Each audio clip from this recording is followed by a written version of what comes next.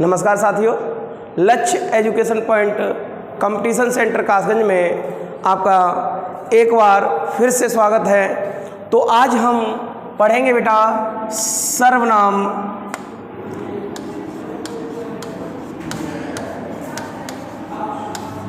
के प्रकार। देखिए,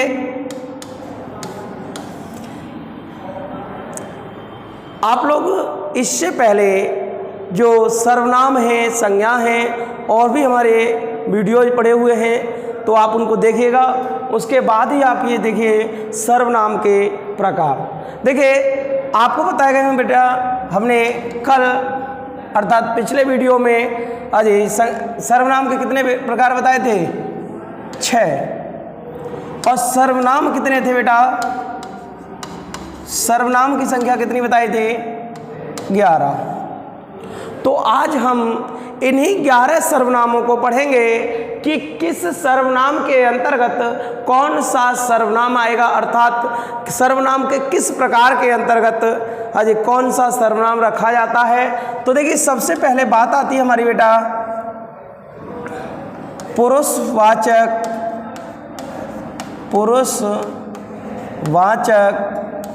सर्वनाम। क्या बेटा? पुरुषवाचक सर्वनाम। देखिए, पुरुषवाचक सर्वनाम क्या होते हैं? वे सर्वनाम जो किसी स्त्री या पुरुष के नाम के स्थान पर प्रयोग किए जाते हैं, क्या कहलाते हैं? पुरुषवाचक सर्वनाम। क्या लिखेंगे बेटा? वे सर्वनाम जो किसी स्त्री या पुरुष के नाम के स्थान पर प्रयोग किए जाते हैं,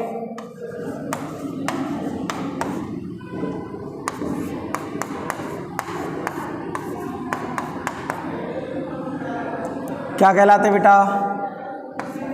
पुरुषवाचक सर्वनाम।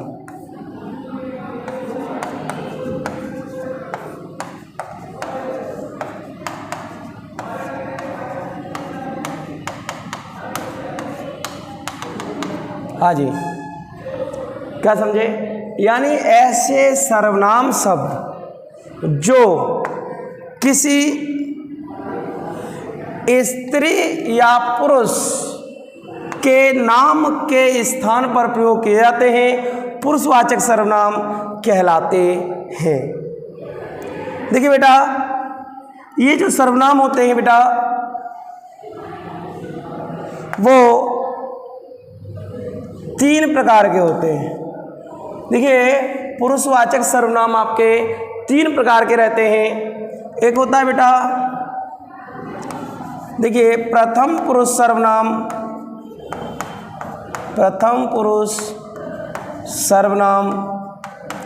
या देखिए इसी को अन्य पुरुष सर्वनाम भी कह देते हैं बेटा, अन्य पुरुष सर्वनाम। याद रखना बेटा, प्रथम पुरुष सर्वनाम को ही अन्य पुरुष का सर्वनाम कह देते हैं। दूसरा रहता है बेटा हमारा मध्यम पुरुष सर्वनाम, मध्यम पुरुष सर्वनाम। और तीसरा रहता है बेटा उत्तम पुरुष सर्वनाम। देखिए दोस्तों, प्रथम पुरुष सर्वनाम या अन्य पुरुष सर्वनाम, देखिए इसके अंतर्गत कौन कौन आ जाएगा बेटा? वह और यह। अब देखिए, इन्हीं के परिवर्तित रूप भी मिल जाएंगे आपको, इन्हीं के परिवर्तन।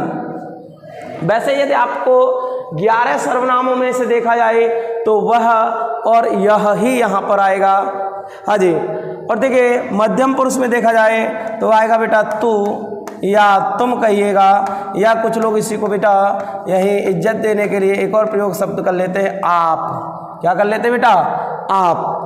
और उत्तम पुरुष का सर्वनाम जो होगा उसके लिए होता है बेटा मैं। अब देखिए मैं का ही परिवर्तित रूप होता है बेटा हम। इसका यदि मैं का बहुवचन कर दिया जाए तो क्या हो जाएगा बेटा? हम। याद रहे दोस्तों, देखिए मैं के बहुत से रूप मिलेंगे आपको, जैसा कि मैंने पिछले वीडियो में बताया है। हाँ जी, इन कारकों में इनके रूप परिवर्तन होते हैं। हाँ जी, तो याद रखना मैं या हम, तू तुम या आप या वह और यह। देखिए और भी अच्छे से हम लोग समझेंगे। तो देखिए ये जो वक्ता होता है ना, बात को कहने वाला बेटा, वक्ता कौन होता है? बात को कहने वाला। तो बात को कहने वाला जो होता है उसके स्थान पर प्रयोग होता है बेटा उत्तम पुरुष का सर्वनाम। देखिए जैसे कि अभी आप देख रहे होंगे मैं यहाँ पढ़ा रहा हूँ, बात को कह रहा हूँ, तो मैं अपने लिए जो शब्द मैंने लगाया क्या? मैं। तो यही है आपका बेटा उत्तम पुरुष। कौन है? उत्तम पुरुष। मध्यम पुरुष जो मेरी बात को सुन रहा है बेटा, श्रोता। जब आप श्रोता के लिए, भाई श्रोता का मतलब जो सामने होगा उसके लिए आप ये शब्द लगाते हैं तो वो होते हैं मध्यम पुरुष। अब याद रखिए बेटा, केवल मैं या हम, हमारे यहाँ जो भी पढ़ाते हैं भाई इन लोगों के लिए हम लोग अपनी कैटेगरी के जो लोग हैं हमारे यहाँ के, उनके लिए हम लोग क्या लगाएंगे बेटा? क्योंकि हम वक्ता, बात को कहने वाले हैं, इसलिए मैं या हम। और देखिए श्रोता, श्रोता आप लोग हैं, सामने जो बैठे हैं सभी लोग आप श्रोता ही हैं। तो आपके लिए जो शब्द लगाया जाएगा बेटा वो होगा बेटा तू, तुम या आप। ठीक है, इन्हीं के बहुवचन हो सकते हैं। इन्हीं के एक तरह से आप कर्ता कारक, कर्म कारक, करण कारक, अलग अलग कारकों में रूप देखेंगे तो परिवर्तित मिलेंगे। और जो रह गया बेटा यहाँ है ही नहीं, जो यहाँ नहीं है, हमारे और तुम्हारे अलावा जो है नहीं वह है। हाँ, जो यहाँ नहीं है उसके लिए आप लोग क्या लगाएंगे बेटा? वह और यह। ठीक है दोस्तों, तो इस तरह से होता है बेटा ये पुरुषवाचक सर्वनाम। पुरुषवाचक सर्वनाम कितने प्रकार के रहेंगे? 3 प्रकार के रहेंगे बेटा। प्रथम पुरुषवाचक या इसी को कहिए अन्य पुरुषवाचक, मध्यम पुरुषवाचक या इसी को देखिए, इसमें आपको श्रोता के लिए रखा जाएगा। जो शब्द आप श्रोता के लिए लगाते हैं सामने वाले के लिए लगाएंगे वो होगा आपका मध्यम पुरुष। और रह गया बेटा उत्तम पुरुष। उत्तम पुरुष वक्ता अर्थात मैं, अपने लिए जो लगाएंगे हम लोग खुद के लिए। देखिए उत्तम पुरुष कह दिया ना, उत्तम पुरुष जो श्रेष्ठ है, उत्तम है। हाँ जी, तो उसके लिए जो लगाता है वक्ता के लिए वो होता है बेटा उत्तम पुरुष का सर्वनाम। अब हम बात करते हैं बेटा अगले के लिए। अगला सर्वनाम क्या रहेगा आपका? दूसरा सर्वनाम क्या बताया था हमने आपको बेटा? निजवाचक सर्वनाम। देखिए निजवाचक सर्वनाम, याद रहे दोस्तों, निजवाचक सर्वनाम में किसको सम्मिलित किया गया बेटा? आप। किसको? आप। देखिए अब इसी के परिवर्तन रूप भी मिल जाते हैं, जैसे खुद। कुछ लोग इसको खुद को भी मानते हैं इसी का, कुछ स्वयं मानते हैं, हाँ, कुछ अपने आप कह देते हैं बेटा, अपने आप। तो याद रहे दोस्तों, जब भी आपको कभी ऐसा ऑप्शन में मिल जाए तो ये आपके निजवाचक सर्वनाम होंगे। कुछ लोग कह देते हैं मेरा। भैया मेरा आपका निजवाचक में नहीं जाएगा, वो आपका पुरुषवाचक रहेगा। ये ठीक है ना? मैंने देखा है कई बच्चे होते हैं, अरे सर कि वह मेरा कुत्ता है, वह मेरा कुत्ता है, कि हाँ मेरा निजवाचक है ना, ऐसा नहीं है बिल्कुल। ठीक है, मेरा में अब निजवाचक में केवल और केवल आपके क्या कहा सकते हैं बेटा? आप, खुद, स्वयं या अपने आप कहिएगा, लेकिन ज़्यादातर हमारा यही आता है आप। ठीक है, जैसे देखिए वे सर्वनाम, या आप ऐसे कहिए इसके लिए, आ जाइए। जब आप शब्द का प्रयोग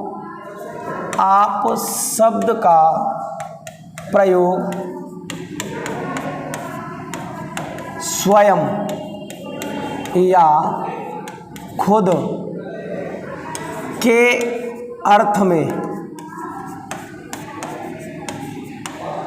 किया जाता है।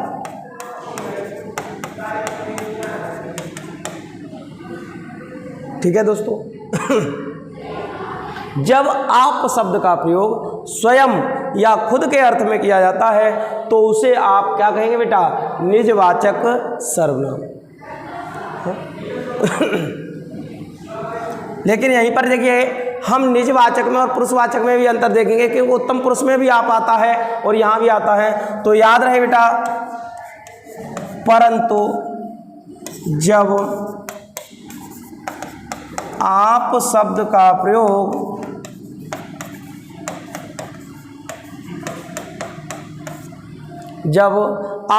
का प्रयोग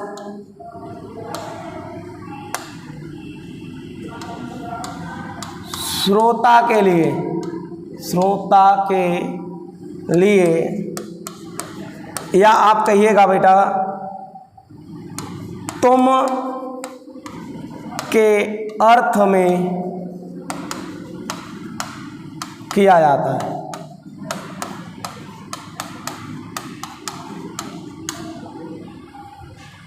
तब क्या होगा बेटा?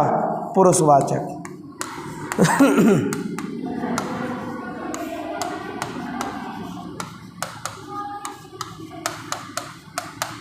देखिए क्या समझे? देखिए निजवाचक सर्वनाम, जब आप शब्द का प्रयोग, किसका बेटा? आप शब्द का प्रयोग स्वयं या खुद के अर्थ में यानी अपने ही लिए कर लिया जाए जब आप शब्द का प्रयोग, तो वह क्या होगा? आपका निजवाचक सर्वनाम। लेकिन जब आप शब्द का प्रयोग सामने वाले व्यक्ति के लिए अर्थात श्रोता के लिए करते हैं या तुम के अर्थ में या हम कर्ता के लिए करते हैं, सामने कर्ता होगा उसके लिए करते हैं, तो बेटा उसे कहेंगे आप लोग पुरुषवाचक सर्वनाम। जैसे देखिए एक दो उदाहरण के माध्यम से समझेंगे। आप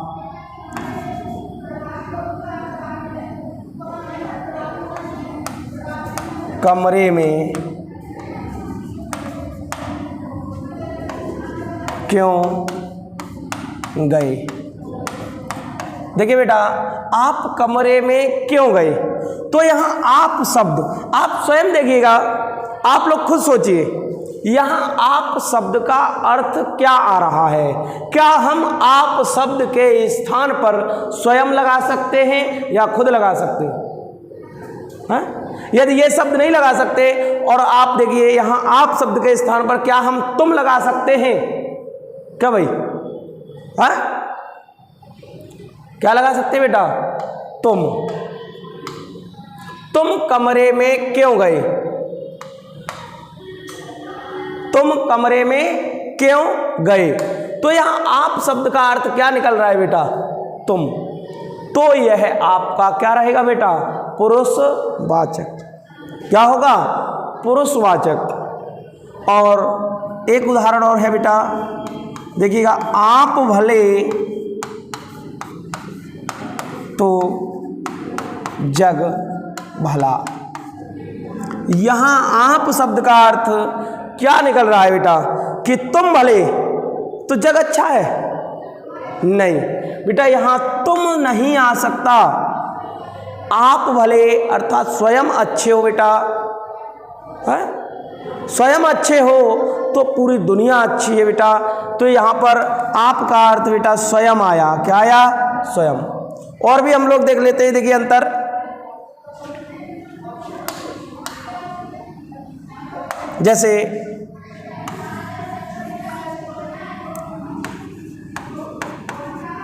आप खाना खा लीजिए। आप खाना खा लीजिए। बेटा यहाँ आपके लिए आप शब्द किसके लिए लगाया है बेटा? तुम या खुद है? तो कुछ लोग देखिए तुम, तुम खाना खा लो, ऐसा भी कह सकते हैं। देखिए यहाँ चेंज हो सकता है, ऐसी कोई दिक्कत की बात नहीं है।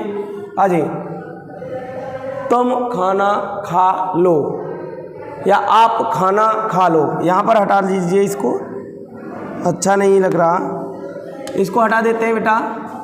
देखिए यहाँ क्या हो जाए, यदि ये होता आप खाना खा लो, आप खाना खा लो, तो यहाँ पर आप शब्द का अर्थ क्या है बेटा, तुम। और यहाँ ये होता कि रोहन आप ही खाना खाता है या आप ही कपड़े धोता है, तो यहाँ क्या हो जाएगा बेटा, आप शब्द का अर्थ क्या होगा, तुम। नहीं नहीं नहीं, तुम नहीं होगा बेटा, यहाँ आप शब्द का अर्थ होगा बेटा स्वयं या खुद या अपने आप, ऐसे कहिएगा। हैं, रोहन अपने आप ही खाना खाता है, स्वयं ही खाना खाता है, खुद ही खाना खाता है। ठीक है, तो याद रहे दोस्तों, निजवाचक में और पुरुषवाचक में अंतर क्या रहेगा बेटा। अब हम आगे बढ़ते हैं।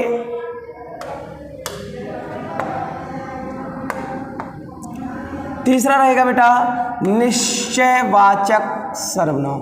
सॉरी, पहले चलिए निश्चयवाचक ही देख लेते हैं। निश्चयवाचक सर्वनाम, देखिए निश्चयवाचक सर्वनाम, निश्चयवाचक के अंतर्गत बेटा क्या आएंगे, वह और यह। याद रहे दोस्तों, वह और यह, ये आपके पुरुषवाचक में भी आए हैं। अब कब पुरुषवाचक होंगे और कब निश्चयवाचक होंगे, इसका भी हमें देखिए ध्यान रखना होगा। तो देखिए याद रहे, जब, या आप इसको ऐसे बनाइएगा, वे सर्वनाम जो किसी निश्चित वस्तु या स्थान का बोध कराते हुए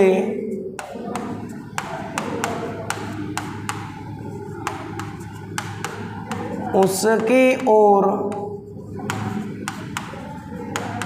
संकेत करते हैं,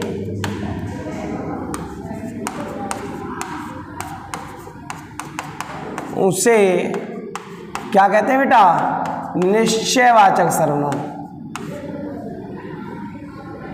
या निश्चयवाचक सर्वनाम कहते हैं। ठीक है, तो याद रहे, ऐसे सर्वनाम शब्द जो किसी निश्चित वस्तु या स्थान का बोध कराते हैं क्या कहलाते हैं, निश्चयवाचक सर्वनाम। जैसे कि वह गाय है। अब देखिए, वह जो शब्द है यहां पर क्या माना जाएगा बेटा, निश्चयवाचक सर्वनाम, क्योंकि निश्चित कर दिया उसने कि वह है क्या बेटा, गाय है।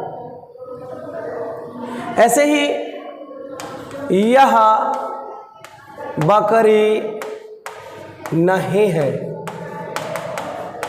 क्या कह दिया बेटा, यह बकरी नहीं है। तो ये दोनों आपके बेटा क्या कहे जाएंगे, निश्चयवाचक सर्वनाम, क्योंकि यह निश्चित कर दिया कि वह गाय है और यहाँ यह निश्चित कर दिया कि वह बकरी नहीं है, चाहे और कुछ भी हो। तो ये है बेटा निश्चयवाचक सर्वनाम। लेकिन आपने देखा पुरुषवाचक सर्वनाम में क्या था, वह पढ़ती है, वह पढ़ती है, वह गिर गया, वह सो गया, वह है क्या, वह क्या वस्तु है, उसका कोई यहाँ पर निश्चय नहीं बताया है कि वह है क्या, क्या वह लड़की है कि वह क्या है, बस आप क्रिया से ही तो पता कर सकते हैं। लेकिन यहाँ पर उस वस्तु का नाम नहीं दिया है, लेकिन यहाँ उस वस्तु का नाम दिया है। देखो बेटा, यानी इस सर्वनाम के आने के बाद भी इसका नाम दे दिया जाता है तो वह आपका निश्चयवाचक सर्वनाम होगा। और जहाँ नाम ना दे यानी केवल वह सर्वनाम और क्रिया दे दे तो वह क्या होता है बेटा, पुरुषवाचक सर्वनाम। याद रहेगा। जैसे कि अब आपको बताना है बेटा कि पुरुषवाचक कौन सा है और निश्चयवाचक कौन सा है, तो देखिएगा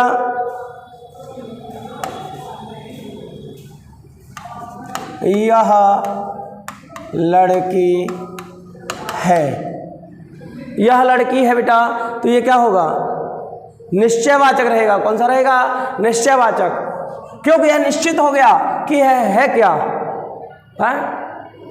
तो एक बात याद रखना, कभी कभी यह भी पूछ लेता है दूर या निकट की, ऐसे भी कह देता है, दूर या निकट की निश्चित वस्तु का जो बोध कराता है ना, वो आपका निश्चयवाचक सर्वनाम होता है। निश्चित वस्तु का भी ज्ञान हो जाए आपको, दूर और निकट तो पास, ये तो पता चलेगा ही। जैसे कि यह देखिए दोस्तों, जैसे दूर या निकट, आगे दूर या निकट की वस्तु का निश्चित बोध करा दे। कैसा करा दे बेटा, निश्चित बोध, वो है आपका निजवाचक सर्वनाम।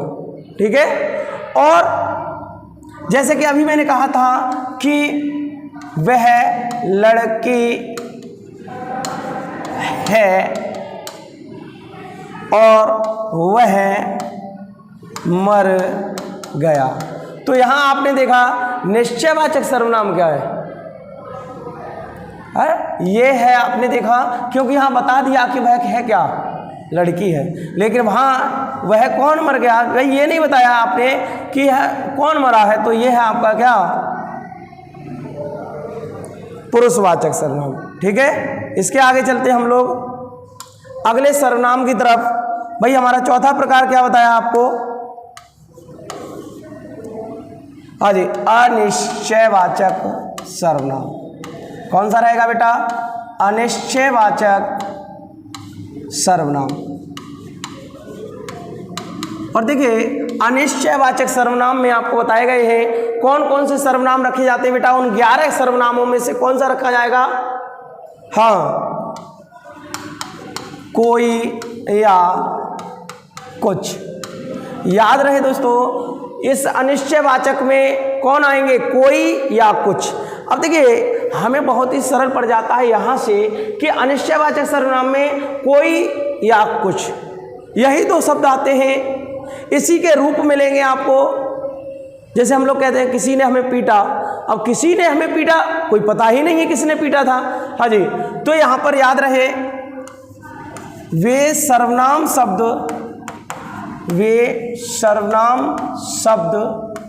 जो किसी अनिश्चित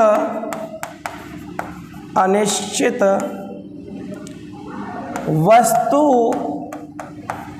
का बोध कराते हैं,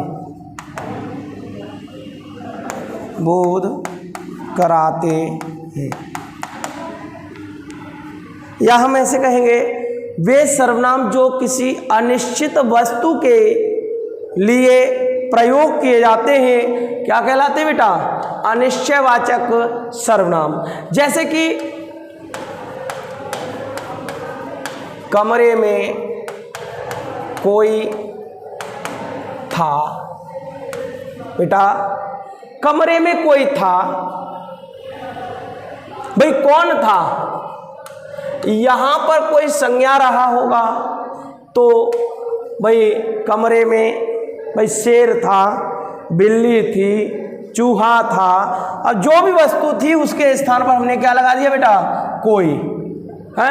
आपके घर कोई आया, अब सोचते रहना बेटा जिंदगी भर कौन आया था, मामा आए, मौसा आए, फूफा या कोई और आया था, हाँ जी। तो ध्यान दीजिएगा, ऐसे ही अब जो आपके घर आए थे ना बेटा, जैसे हमने कह दिया राहुल के घर कोई आया, अब आने वाला कौन था बेटा, उसका कोई निश्चय पता नहीं है, इसीलिए अनिश्चयवाचक सर्वनाम।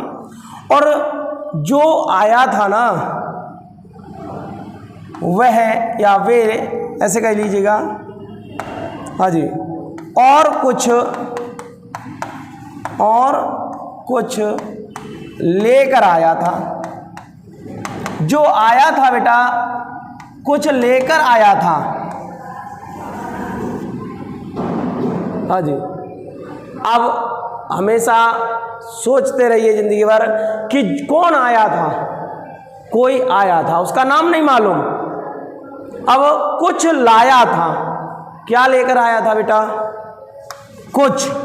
अब उसके स्थान पर भी गायब कर दिया। हाथ में क्या था उसके में? हो सकता है मामा आए हो, लड्डू का डिब्बा लाए हो, है? हो सकता है कि भाई कोई और आया हो, और हो सकता है आपका दुश्मन ही आया हो, आपको मारने के लिए आया हो। तो याद रखिए, इस बात को ध्यान में रखिए, कुछ लाया था। अब क्या था उसके हाथ में ये कोई पता नहीं, तो इसीलिए कुछ और कोई ये आपके क्या रहेंगे बेटा? अनिश्चयवाचक सर्वनाम। इन्हीं के यदि हम सर्वनाम परिवर्तित करते हैं, क्या करते हैं बेटा? इन्हीं के सर्वनामों को यदि हम परिवर्तित करते हैं तो कोई का, जैसे अपादान कारक में देखा जाए, हाँ जी, तो क्या बनेगा? किसी से। क्या बनेगा? किसी से। हाँ? याद रखें इस बात को। तो आगे बढ़ते हैं हम लोग। ये था निश्चयवाचक सर्वनाम। आगे चलते हैं भाई, आपका कौन सा था? पांचवा प्रकार बेटा। और पांचवा प्रकार बताया गया आपको प्रश्नवाचक सर्वनाम। देखिए, प्रश्नवाचक सर्वनाम के अंतर्गत दो सर्वनामों को सम्मिलित किया गया था। हमारे जो 11 सर्वनाम से उनमें से वो कौन कौन से थे बेटा? क्या और कौन। देखिए, यहाँ एक नया प्रश्न बनता है, एक नया प्रश्न लेता है जन्म। ये शायद आपको कोई नहीं बताता है। क्या क्या होता है बेटा? देखिए, अप्राणीवाचक क्या होता है बेटा? अप्राणीवाचक होता है ये क्या, और ये होता है आपका प्राणीवाचक। याद रहे बेटा। देखिए, कौन जो आप सर्वनाम है और क्या, ये प्रश्न पूछने के लिए प्रयोग तो करते हैं, लेकिन याद रखिए ये अप्राणीवाचक होता है, ये प्राणीवाचक होता है। ये कहीं कहीं बहुत ही कम पुस्तकों में आपको मिलेगा। तो देखिए, प्राणीवाचक क्या होता है और अप्राणीवाचक क्या होता है, पहले इसको समझ लेते हैं थोड़ा सा। देखिए, यहाँ पर क्या जब भी हम देखते हैं तो हमारा भाई निर्जीव वस्तु के लिए लगाया जाता है, और प्राणीवाचक कौन, तो कौन ये किसके स्थान पर लगाएंगे आप लोग?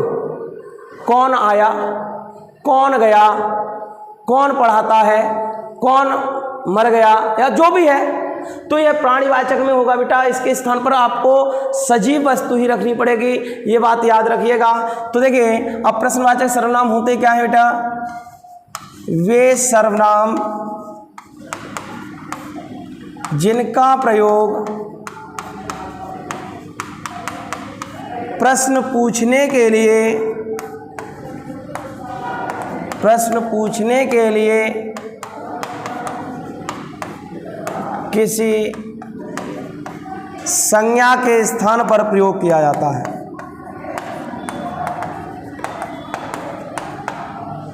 प्रयोग किए जाते हैं। ठीक है दोस्तों? हाँ जी, ठीक है ना? तो याद रहे, वे सर्वनाम जिनका प्रयोग प्रश्न पूछने के लिए किसी संज्ञा के स्थान पर, एक मिनट, डबल हो गया प्रयोग, संज्ञा के स्थान पर किया जाता है, ऐसे भाषा बनेगी आपकी। ठीक है, डबल हो गया प्रयोग, संज्ञा के स्थान पर किया जाता है, उसे आप क्या कहेंगे बेटा? प्रश्नवाचक सर्वनाम। इनमें देखिए, क्या, या और कौन, यही दो सम्मिलित किए जाते हैं। इन्हीं के परिवर्तित रूप मिल जाएंगे आपको। जैसे अभी देखिए, हम लोग भाई रोहन ने क्या खाया। अब भाई रोहन ने क्या खाया, क्या पिया, तो आप कह सकते हैं बेटा कि सेब खाया, है, केला खाया, या हो सकता है कुछ भी नाम दे सकते हैं आप इसके स्थान पर। हाँ जी, हो सकता है पानी पिया, पीने की बात आ जाए तो पानी पिया, हाँ कि भाई ये किया वो किया। और देखिए इसके स्थान पर और भी शब्द हम लगा सकते हैं, खैर छोड़िए। ऐसे ही रोहन को कौन पढ़ाता है, कौन पढ़ाता है, ये आपने भाई एक प्रश्न किया है कि रोहन को कौन पढ़ाता है, तो आप इसके स्थान पर किसी ना किसी व्यक्ति का, किसी ना किसी अध्यापक का ही नाम देंगे या नहीं देंगे। तो याद रहे दोस्तों, इसको प्राणीवाचक के अंतर्गत रखा जाता है और इसको अप्राणीवाचक के अंतर्गत रखा जाएगा, ठीक है। और इन्हीं के देखिए परिवर्तित रूप और भी मिलेंगे आपको। हाँ जी, रवि को किसने पीटा, रवि को किसने पीटा, ऐसा भी हो जाता है। और रवि का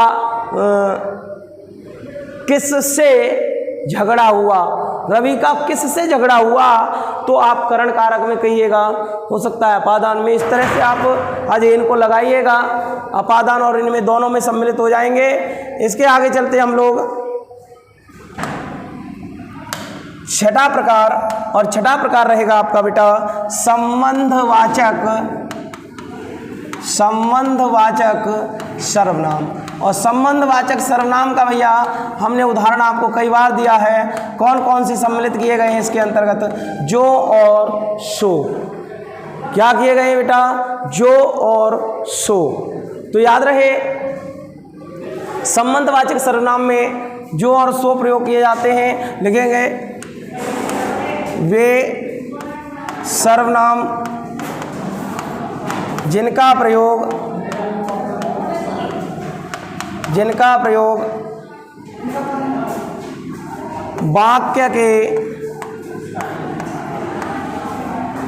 किसी भाग का संबंध, किसी भाग का संबंध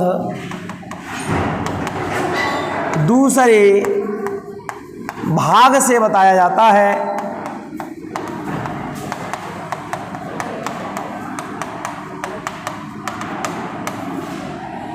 या फिर हम ऐसे कहेंगे बेटा कि जब किसी एक सर्वनाम का संबंध किसी दूसरे सर्वनाम से बताया जाता है, तो जो सर्वनाम हम लोग प्रयोग करते हैं वही क्या होते हैं बेटा, संबंधवाचक सर्वनाम। जैसे कि आपने उदाहरण कई बार सुना होगा बेटा, जो डर गया, जो डर गया सो क्या होता है बेटा, मर गया।